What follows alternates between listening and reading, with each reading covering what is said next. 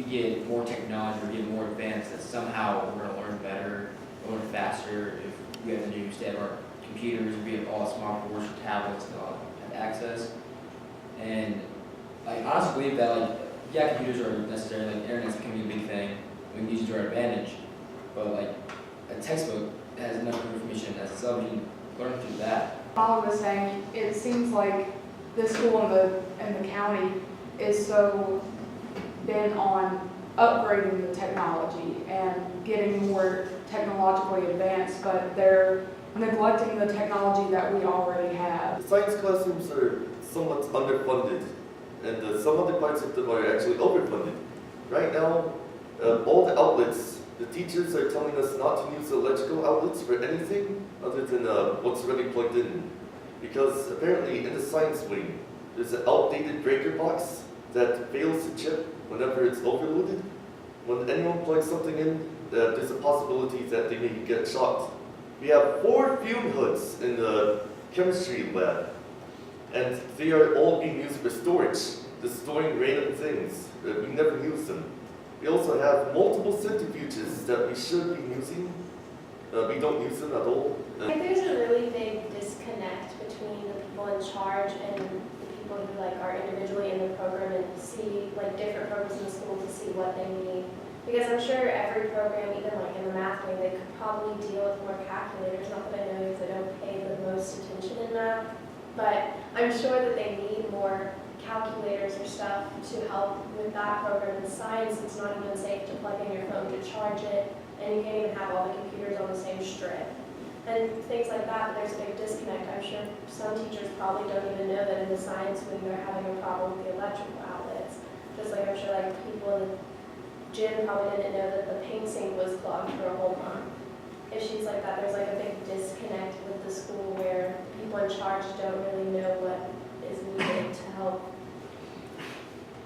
So there's definitely an overabundance of technology in the school, and my question is, we want to sell it and we want to do all these things with it, but how would we use that money, how would we use those things to benefit access and affordability for all students and making it equal?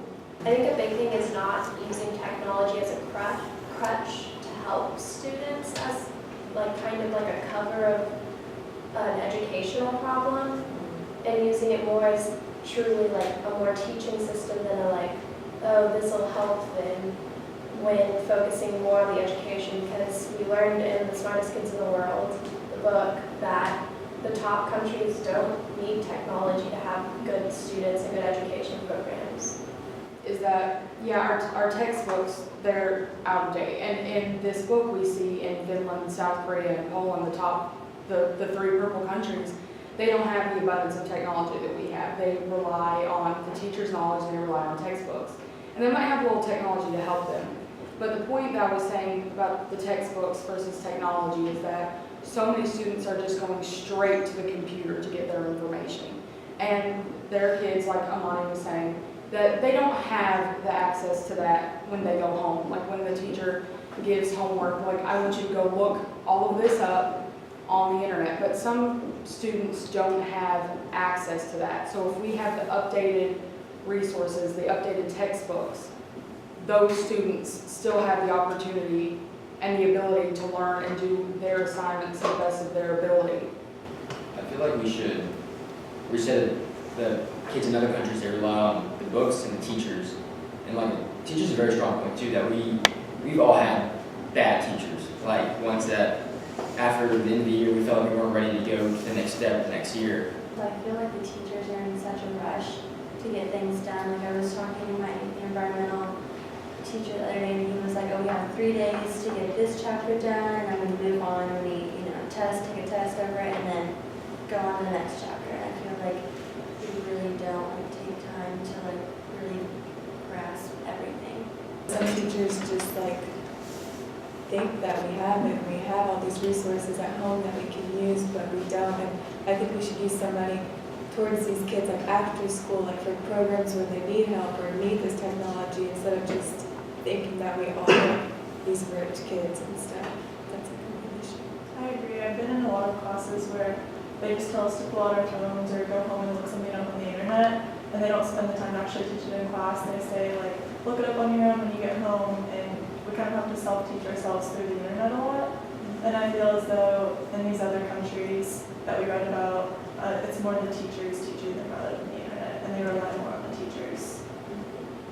On the topic of technology, I sort of feel like it creates a sense of laziness, and on the teacher's part and the students. Like, teachers can be like, go home and get on the computer and look this up, or right now get on your phone instead of actually teaching it out of a book.